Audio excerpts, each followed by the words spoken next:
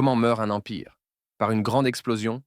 Ou par ce moment de silence où les roues énormes cessent de tourner, où le métal cède par fatigue, et où les réseaux d'acier qui reliaient autrefois les continents se brisent? Les livres d'histoire nous disent que Rome s'est effondrée quand ses routes sont tombées en ruine. On dit que l'Union soviétique s'est désintégrée quand ses rayons se sont vidés. Aujourd'hui, nous sommes le 8 février 2026. Il y a quelques jours à peine, nous avons vu l'histoire se répéter à travers la vaste géographie de la Fédération de Russie. Dans notre précédent rapport, nous vous avons montré les files de camions s'étendant sur des kilomètres aux postes frontières, les chauffeurs gelés et les moteurs en panne. Certains disaient que nous exagérions. D'autres disaient que c'étaient les conditions hivernales et que cela passerait.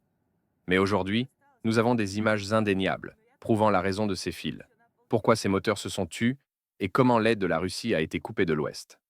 Regardez la région de Kirov. L'artère principale reliant Moscou à la Sibérie et de là à l'océan Pacifique, le transsibérien, a été coupée il y a quelques jours en pleine nuit. 21 wagons, des tonnes de marchandises éparpillées sur la neige. Ce n'est pas un accident, c'est l'effondrement d'un système. Quand les rails ont cassé à Kirov, ce ne sont pas seulement les trains qui se sont arrêtés. L'approvisionnement alimentaire de la Sibérie s'est arrêté. Le flux de matières premières vers les usines de l'Oural s'est arrêté. Et surtout, le mensonge de Moscou prétendant que tout est sous contrôle a été enterré sous ces piles de métal tordu. Aujourd'hui, sur Orohen, nous ne parlerons pas seulement de trains déraillés, nous parlerons de villes à court d'argent, de gens marchant vers la mort sur la glace, et de ce trou massif dans les caisses du Kremlin. Géographiquement, la Russie semble encore d'un seul bloc, mais logistiquement et économiquement, le pays est déjà fragmenté. Bienvenue. Ce n'est pas l'idéologie qui maintient la Russie unie. Ce n'est pas la religion.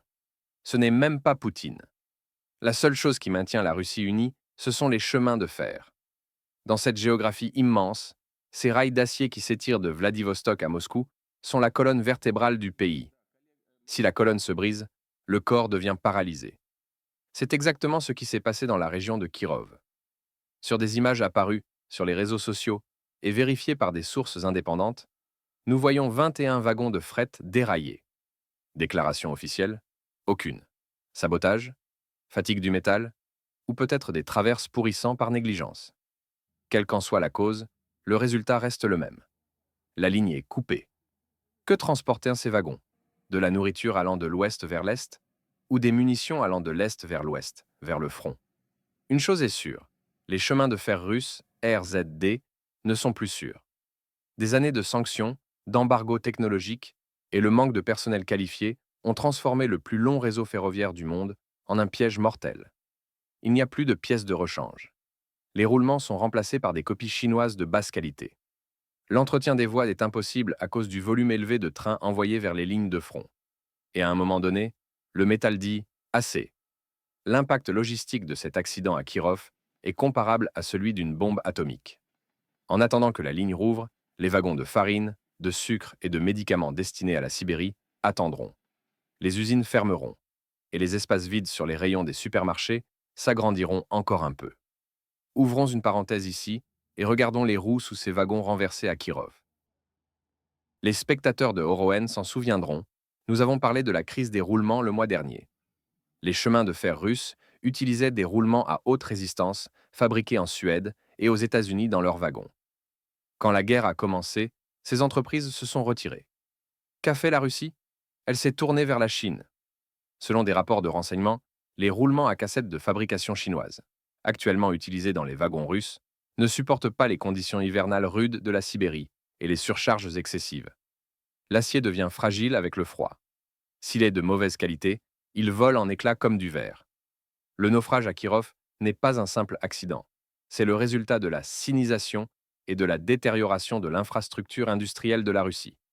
Les cheminots se rebellent sur les chaînes télégrammes. Les pièces que nous recevons sont comme du fer blanc. Nous avons peur de les installer, disent-ils. Mais Moscou donne l'ordre. Ce train doit rouler. Le résultat? Ça ne roule pas. Ça déraille. Et chaque train qui déraille n'est pas seulement un tas de ferraille. C'est aussi un clou de plus dans le cercueil de l'indépendance logistique de la Russie. Nous devons faire une pause ici et regarder la situation dans son ensemble. Pourquoi les trains déraillent-ils? Parce que les rails sont pourris. Alors, Qu'advient-il de la cargaison quand les trains s'arrêtent? S'évapore-t-elle? Non, elle passe sur la route. Mais il n'y a plus de camions russes. Une véritable occupation est en cours sur les routes sibériennes. Pas une occupation militaire, mais logistique. Après l'accident de train à Kirov, 40% du fret a été transféré vers le transport routier. Et 90% des véhicules transportant ces marchandises sont de fabrication chinoise. Sitrak, Shakman. Où sont les légendaires camions russes Kamaz? Ils brûlent sur la ligne de front. Et la situation de Kamaz est un désastre total. Le plus grand fabricant de camions de Russie a signalé une grave détérioration de ses performances financières pour l'exercice 2025. La perte nette de l'entreprise a été multipliée par 11, atteignant 37 milliards de roubles. Pendant ce temps, les routes de Sibérie plient sous le poids de ces camions chinois surdimensionnés et surchargés. C'est la véritable raison derrière les nouvelles annonçant que l'argent pour les routes a disparu, à Novosibirsk. L'infrastructure russe a été construite selon les normes de l'ère soviétique. Elle n'a pas été conçue pour résister aux monstres chinois de 60 tonnes. Chaque camion chinois qui passe grignote un peu plus l'asphalte. Pour la guerre, Moscou a ouvert ses portes à la Chine afin de résoudre la crise logistique. Mais la Chine n'est pas venue pour sauver la Russie. Elle est venue pour s'emparer de son marché. À l'heure actuelle, un chauffeur en Sibérie appelle Pékin, et non Moscou, pour des pièces de rechange. Si les artères logistiques d'un pays deviennent dépendantes des véhicules d'un autre pays, ce pays n'est plus indépendant. La Russie perd ses chemins de fer et remet ses routes à la Chine. Ce n'est pas un partenariat stratégique, c'est une colonisation silencieuse. Vous pourriez penser, eh bien, si les trains s'arrêtent, le réseau routier prendra le relais.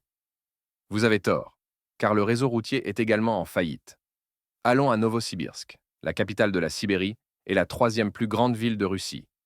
Ce n'est pas un village, c'est le cœur de l'industrie, de la science et de la logistique. Pourtant, selon le rapport de Charter 97 du 4 février, le conseil municipal de Novosibirsk a annoncé que l'argent alloué aux réparations routières était complètement épuisé. Je ne plaisante pas. L'argent a disparu. Les rues principales de la ville ressemblent à la surface de la Lune.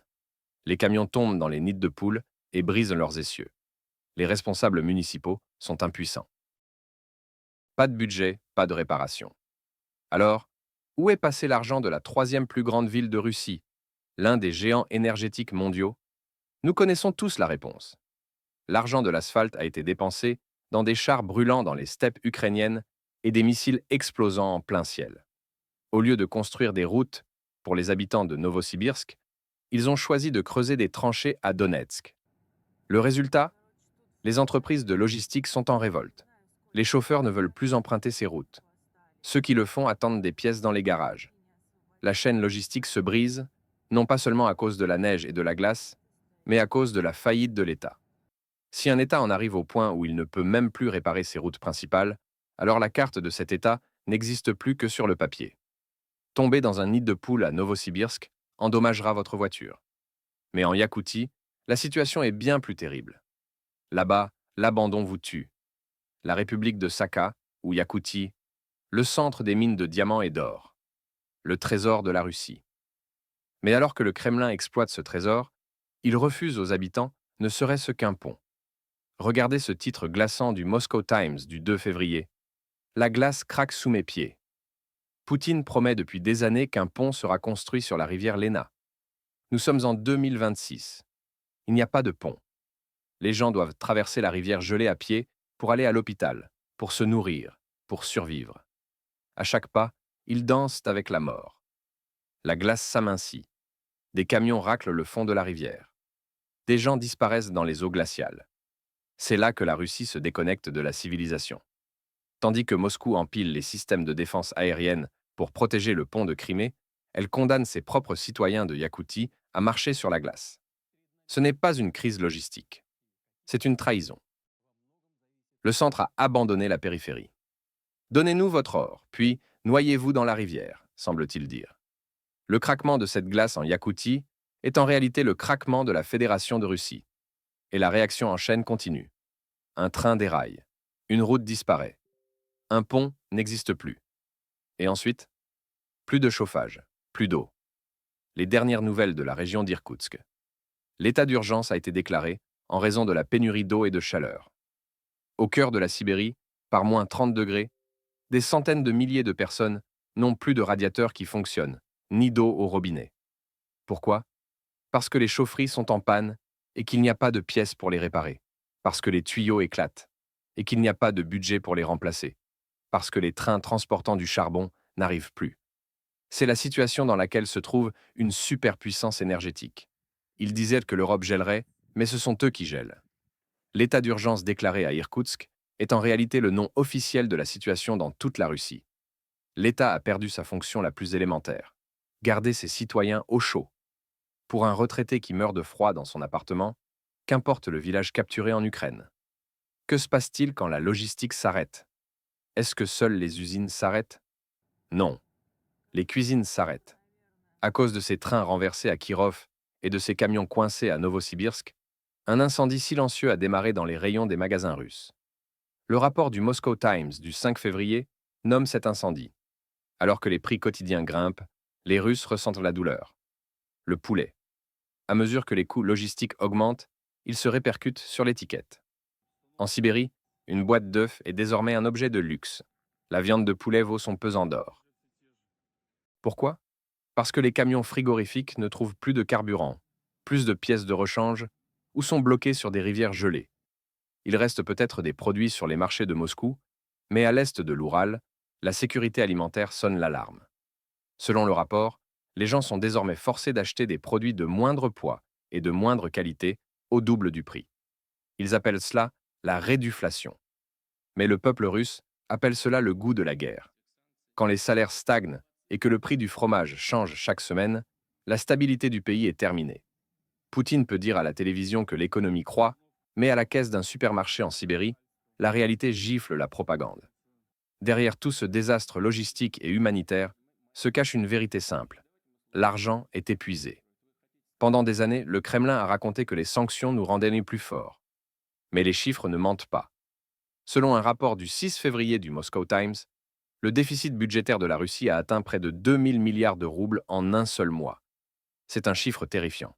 C'est un gouffre insoutenable. Pourquoi? Parce que, selon les données publiées aujourd'hui 7 février par Charter 97, la Russie a perdu la moitié de ses revenus pétroliers et gaziers.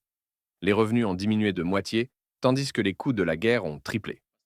Les mathématiques ne pardonnent pas. Alors que fait Poutine? Il fait ce que les économistes appellent un suicide. Il force la banque centrale à imprimer de l'argent à partir de rien. Les planches à billets tournent, les roubles sont imprimés. Mais morceaux de papier n'ont aucune valeur. Même des économistes proches du Kremlin ont admis, dans leur déclaration du 2 février, qu'une crise bancaire a commencé. Les banques ne prêtent plus. Les entreprises ne peuvent plus emprunter. C'est pour cela qu'il n'y a plus d'argent pour réparer les routes. C'est pour cela qu'il n'y a plus d'argent pour remplacer les rails. Car dès que cet argent sort de la planche à billets, il devient la proie du monstre de l'inflation. Si l'État fait faillite, le peuple fait faillite aussi.